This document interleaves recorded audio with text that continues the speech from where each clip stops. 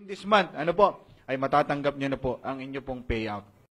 Matatanggap na ngayong buwan ng Oktubre ng mga Pantawid Pamilyang Pilipino Program or 4Ps members ang kanilang mga pinakaiintay na cash payout matapos maantala ng ilang buwan dulot ng ginagawang reassessment.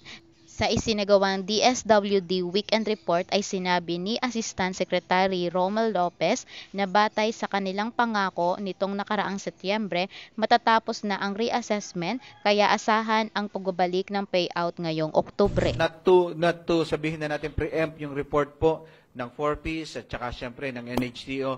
Ang pinangako po natin ay September ay tapos na po yung ating revalidation. So within this month, ano po, ilalabas na po yung report regarding doon sa naging revalidation at validation. And asahan nyo po, within this month, kung kayo po ay karapat-dapat pang manatili sa 4Ps program, eh, syempre matatanggap nyo na po ng tuloy-tuloy yung ganun din po. Ano po, yung naantala ninyo ng mga payouts.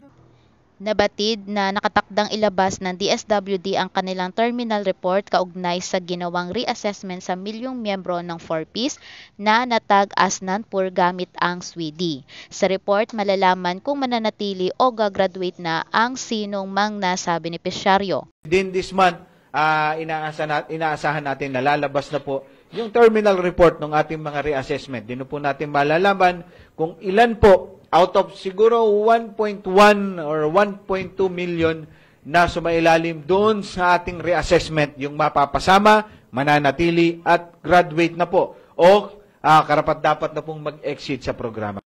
Matatandaan na una nang humingi ng pangunawa ang ahensya sa delay na ginagawang payout dulot ng ginagawang reassessment.